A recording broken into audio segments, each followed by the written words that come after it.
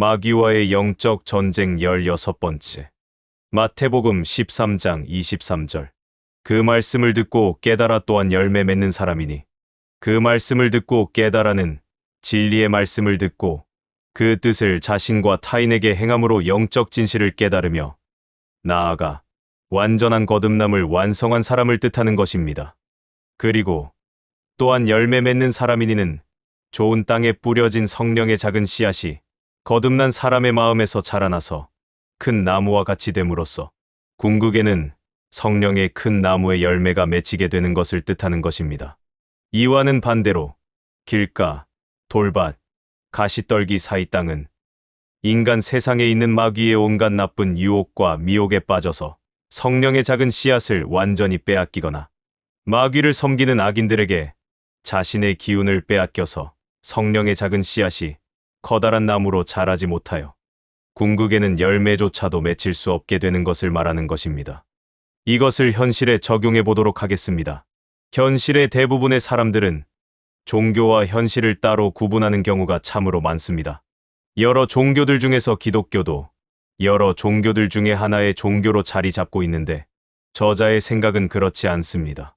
저자의 생각은 성경적 신앙을 중심 중의 중심인 초핵심적인 축 내지 인간에게는 오직 성경적 신앙이라는 굳은 신념을 가지고 있고 그렇게 믿고 있습니다.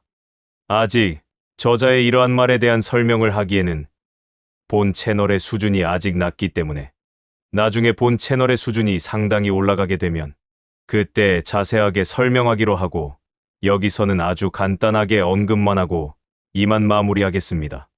현실을 보면 일반적으로 주말에 성경을 가지고 교회에 나가서 목회자의 설교를 듣고 무엇인가 경건해진 것 같고 충만해진 것 같은 좋은 기분을 느끼며 집으로 돌아옵니다. 그리고 월요일이 되면 다시 평소의 일상으로 돌아갑니다. 월요일에서 토요일까지 일반적인 일상생활을 하면서 시간이 흐르고 나이가 점점 들어감에 따라 인간 세상에서 많은 변화들이 생기게 되며 그에 따른 나의 삶의 환경도 점점 변하게 됩니다. 어떤 사람은 좋게 또 어떤 사람은 나쁘게 인생 환경이 점점 변화하게 됩니다. 그런데 일반적으로 나이가 점점 들어가게 되면 저자가 앞에서 설명한 것과 같이 자신의 주관성이 점점 강해지게 되고 인간 세상에서 자신의 사회적 지위가 높아짐에 따라 점점 목은 뻣뻣해지기 시작하며 하나님과의 거리는 나이가 들어감에 따라 점점 멀어지게 되어 궁극에는 주관성이 강력해진 자신이 자신의 주인이 되어버려서 결국 성령의 작은 씨앗마저 완전히 잃어버리게 되는 것입니다. 이러한 것이 바로 일반적인 인간의 모습이고 일반적인 사람의 인생입니다.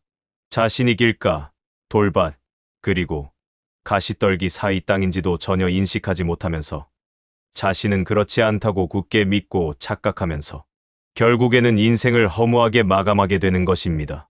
참고로 사람은 죽기 바로 직전에 자신이 지금까지 살아온 삶의 모든 것들에 대해서 순식간에 모두 인식하게 되는데 그때 후회해봐야 이미 시간은 늦은 것입니다.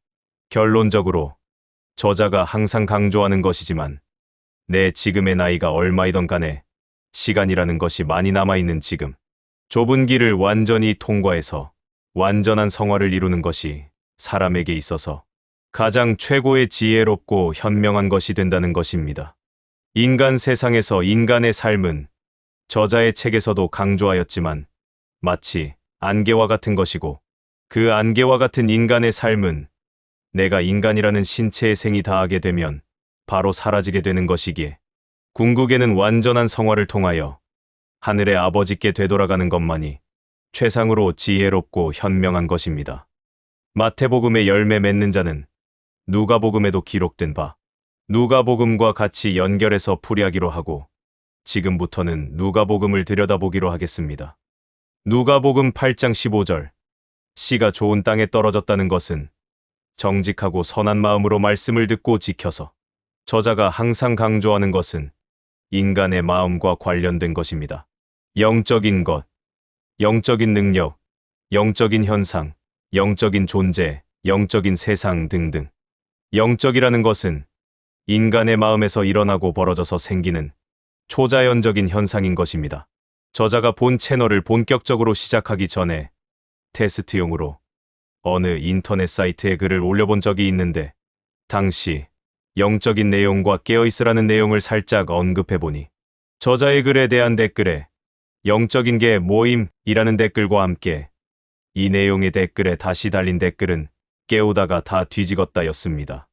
전자는 아마도 나이가 아주 어린 사람이 댓글을 쓴 것 같고 후자는 아마도 영적인 것이 무엇인지 조금이라도 인식하는 나이가 좀 있는 사람의 댓글 같았습니다. 그 당시 저자는 전자의 댓글을 보고 영적인 것을 과연 어떻게 설명하면 일반 사람들이 이해하기 쉬울까라는 생각을 했었습니다. 영적인 것에 대해서 어느 정도 아는 사람들은 영적이다 라는 것을 자연스럽게 알고 받아들일 수 있겠지만 이러한 것에 대해 전혀 모르는 사람은 앞에 전자와 같은 말을 하게 될 것입니다. 지금 본 채널의 단계상 초자연적인 현상까지 설명드릴 수는 없지만 앞에 전자의 댓글을 쓴 사람에게 영적인 것을 설명한다면 영적인 것은 바로 인간의 마음에서 일어나는 일들이라고 설명할 수밖에 없을 것 같습니다. 사람이라는 존재는 영, 혼, 육으로 이루어져 있다는 것이 성경에 기록되어 있고 사람 이외의 존재들에게는 영이 없다고 합니다. 성경에서 말하고 있는 인간의 영은 바로 인간의 마음을 말하고 있는 것입니다. 인간의 마음이라는 곳에는 영적인 힘이 있는 것입니다. 내 마음에 있는 영적인 힘은 두 가지로 나눌 수 있는데 내가 발휘할 수 있는 영역이 있고 또 성령께서 발휘하시는 영역이 있는 것입니다.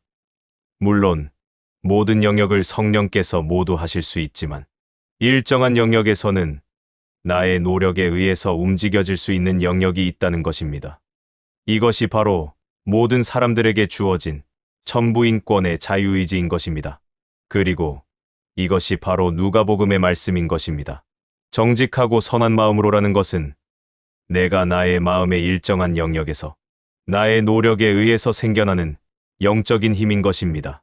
사람은 누구나 자신의 마음을 움직일 수 있는 힘이 있고 자신의 마음을 조정할 수 있는 힘이 있습니다.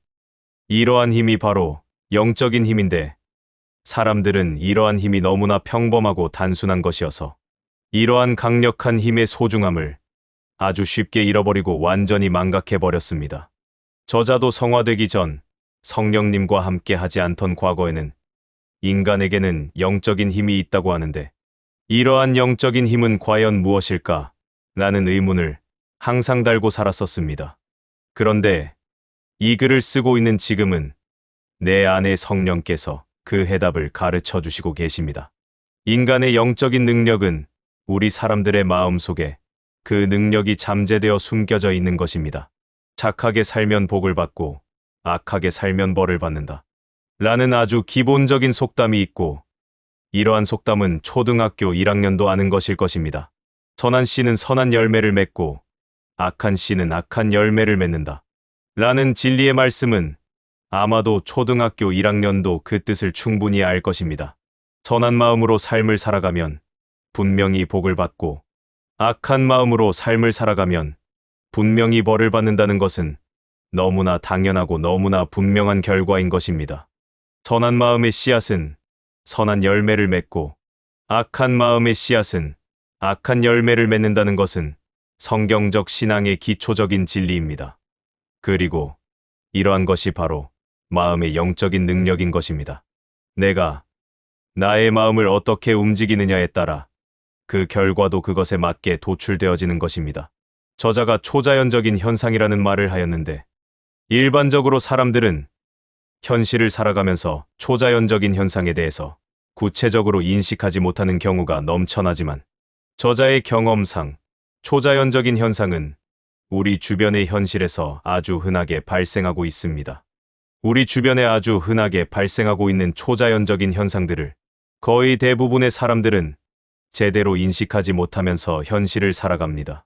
저자는 이 글을 쓰고 있는 지금까지 초자연적인 현상을 실제로 많이 경험해 보았습니다.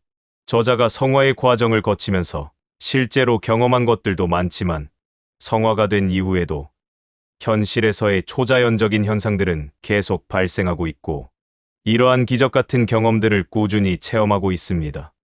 지금 이 글을 읽고 계신 분들도 현실적으로 자각하기는 어렵겠지만, 이러한 하나님의 초자연적인 현상에서 모두 살아가고 있고 생활하고 있지만, 단지 그것을 일반 사람들이 잘 이해하지 못하고 있을 뿐입니다. 지금 저자의 글을 주관적인 자아의 영역으로 오해하시면 안 됩니다. 주관적인 자아와 지금 저자가 말하는 나의 노력에 의한 마음의 영역은 서로 비슷한 것 같으면서도 전혀 다른 것입니다. 주관적인 자아는 내가 모든 것의 중심이자 주인이 되는 잠재적인 악한 마음인 것입니다. 반면에 여기에서 저자가 말하는 나의 노력에 의한 마음의 영역은 내가 좋은 것을 하고자 하는 의지에 의한 마음인 것입니다. 전자와 후자는 분명히 차이가 있는 것이고, 이러한 고차원적 차이를 잘 이해해야 합니다.